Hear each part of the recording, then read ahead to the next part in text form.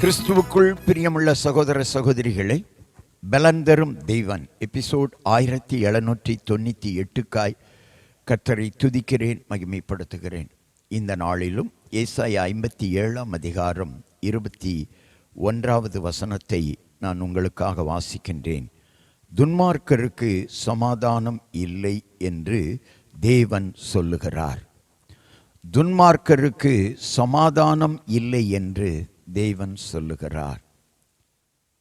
நீதிமான்களுக்கு கர்த்தர் சமாதானம் தருகிறார். நீதிமானின் துன்பத்தை கர்த்தர் மாற்றுகிறார். நீதிமான் செழித்து வாழுவான். நீதிமானை கர்த்தர் விரும்புகிறார். இந்த செய்தியை கேட்டுக்கொண்டிருக்கிற என் அன்பு சகோதர சகோதரிகளை, உங்கள் வாழ்க்கையில் துன்மார்க்கத்தை விட்டு நீங்கள் திரும்புவீர்களானால் உங்கள் வாழ்க்கையில் சமாதானத்தை கர்த்தர் கட்டளையிடுவார். என்னுடைய சமாதானத்தை உங்களுக்கு வைத்து போகிறேன் என்று சொல்லி இருக்கிறார் ஆண்டவர்.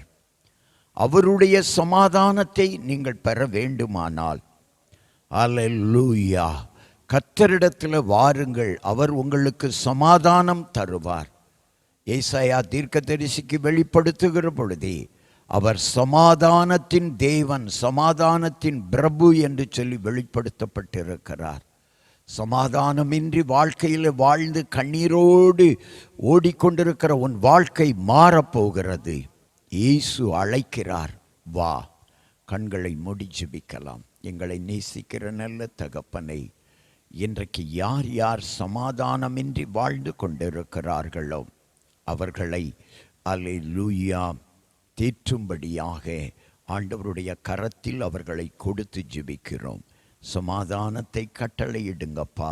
சமாதானமின்றி வாழ்கிற ஒவ்வொருவருக்கும் சமாதானத்தை கொடுத்து அவர்களை நீதிமான்களாக நீங்கள் வாழ வைக்கும்படியாக ஜெபிக்கிறோம் ஐயா. துன்மார்க்கத்திலிருந்து விடுதலை ஆகட்டும், நன்மார்க்கத்திலே நடக்கட்டும்.